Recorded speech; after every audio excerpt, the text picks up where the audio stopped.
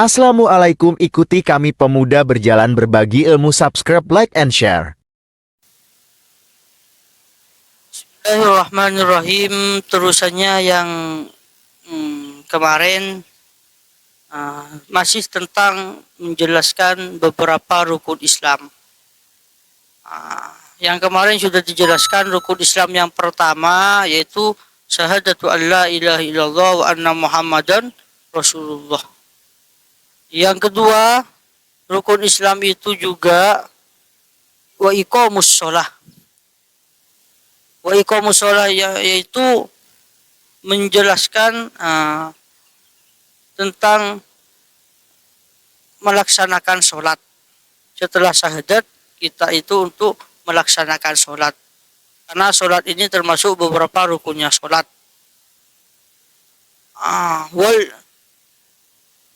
Wal iqamatu hiya al-mulazamatu wal istimrar. Jadi maksud dengan iqamah di sini menetapi atau tidak meninggalkan. Wal istimrar terus menerus. Jadi tidak meninggalkan sholat dan harus terus menerus untuk melakukan sholat, melaksanakan sholat setelah terus menerus.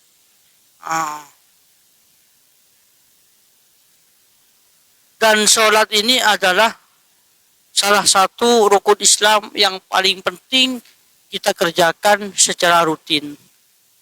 Tidak boleh ditinggalkan, baik itu dalam keadaan apapun, baik itu dalam keadaan bepergian, baik itu ada di rumah, baik dia itu dalam keadaan sakit, itu tetap wajib untuk melaksanakan sholat, kecuali bila mana dia itu sudah mau meninggal. Kalau sudah meninggal, maka tidak ada kewajiban sholat. Kalau dia itu masih punya nyawa, masih ada nyawa, belum mati, dia wajib sholat. Walaupun sakit parah, dia itu punya kewajiban. Bahkan orang itu kalau sudah tidak bisa sholat secara berdiri, maka disuruh sholat untuk duduk. Kalau duduk itu tidak bisa semua, maka dia disuruh sholat dalam keadaan tidur miring. Kalau tidur miring tidak bisa, maka dia itu sholat dalam keadaan terlentang. Bila mana sudah tidak bisa sholat dalam keadaan tidur terlentang, maka pakai isaroh. Kalau isaroh sudah tidak bisa lagi, maka pakai hati. Kalau sudah hati tidak bisa, maka orang itu kan pasti dikatakan sudah meninggal. Ini saking wajibnya untuk sholat. Juga termasuk dari rukunnya Islam setelah syahadat, yaitu iqamus sholah. Yang nomor 3 yaitu wa ita'uz zakah. Ini wa ita'uz zakah, memberikan zakat kepada yang membutuhkan.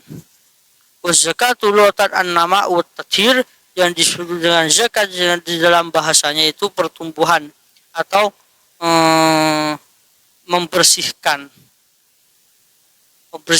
harta kita. Di dalam syaratnya itu ismun lima yukhraju an malin au badanin ala wajhin makhsusin, nama kepada sesuatu yang keluar dari harta atau badan atas jalan yang ditentukan. Jadi memberikan zakat kepada golongan yang 8, fakir miskin, sabilillah dan seterusnya, itu yang harus kasih zakat.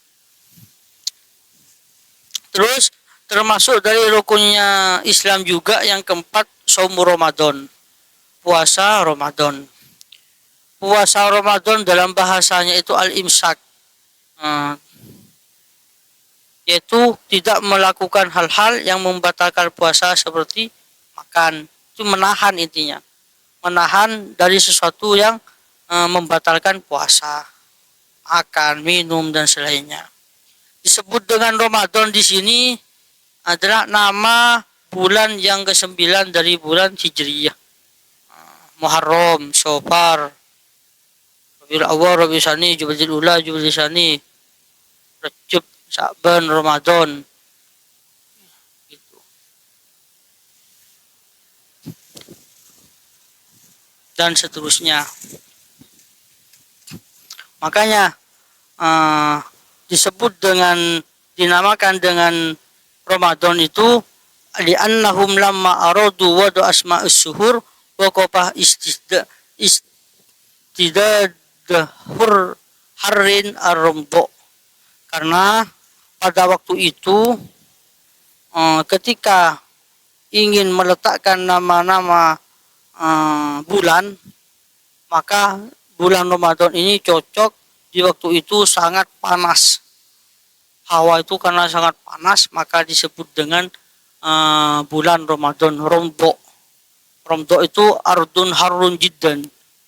Ramdha itu adalah bumi yang sangat panas.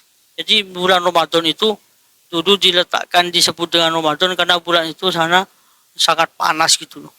Makanya disebut dengan bulan Ramadan. Min arkan Islam imsaku fi kulli naharin min Ramadan an jabi'in wa fatirat, itu menahan di setiap siang dari bulan Ramadan dari semua perkara yang membatalkan puasa. Memang harus ditahan apapun yang akan diterangkan nanti di belakang akan diterangkan di bab puasa. Yang terakhir wahajjul baiti man istata ilaihi sabila, melaksanakan haji bagi orang yang mampu di dalam perjalanannya. Yang dimaksud dengan mampu di dalam perjalanannya, dia itu berangkat dan pulangnya mempunyai uang untuk sangu di dalam bepergian dan berpulangnya. Dan juga harus punya uang yang akan digunakan di Mekah. Dan juga harus punya uang untuk nafkah kepada keluarganya, baik itu istri atau anaknya.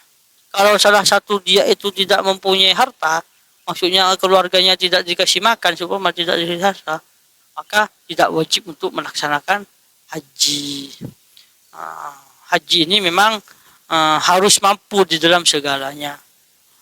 Kalau seumpama punya ongkos berangkat, pergi punya, keluarga punya, tapi untuk dimakan di sana tidak punya seumpama, maka tidak wajib.